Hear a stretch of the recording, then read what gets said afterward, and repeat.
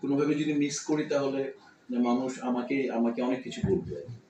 সাকিবের নিজস্ব ভক্ত বলবে, অন্য সাধারণ মানুষও বলবে যে মিশা ভাই সবসময় রাইভাল ছিল আমি আর ও। এখন বাবা করাটা আমি জীবনে ১ম ওর বাবা। তখন আমার ভিতরে একটা কনফিডেন্স সবসময় কাজ করে। যে আমি আমার আমি আমি মেধার চাইতে আমি সবসময় মনে করি যে আমি যদি অনুশীলনে থাকি তাহলে মানুষ বুঝতে পারবে। মন থেকে কোনো কিছু করলে মন বুঝতে পারে। তাই মন থেকে আমি আমার বেস্টটা করবো। যখন আমেরিকাতে ছিলাম এবং ক্যারেক্টারটা আমার ভালো লেগেছিল এবং আমি আমার প্রত্যেকটা সিকোয়েন্স গুলা আমি অনেক আগে আমি প্রিপারেশন ছিল আমি কি করবো, কিভাবে করবো।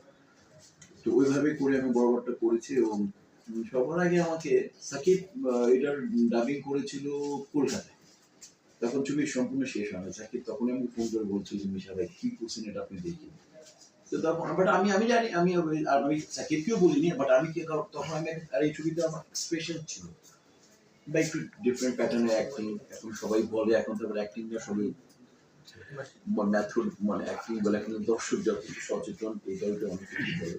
তো যাই হোক আমি শুধু এইটুকু একজন শিল্পী হিসাবে আমি চিন্তা করেছি যে বাবা বলে কি করা উচিত।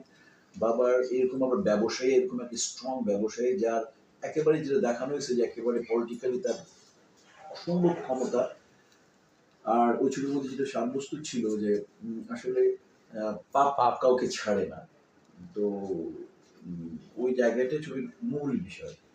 এবং আমি লাস্টে যে একটা আমাদের যে সমাজে যে মানুষের যে পার্থিব জগৎকে মানে হাসিল করতে গিয়ে বা আমাদের এই পৃথিবীর জিনিসটাকে হাসিল করতে গিয়ে আমাদের নৈতিকতা নষ্ট হয়ে যায়, ব্যক্তিত্ব নষ্ট হয়ে যায়।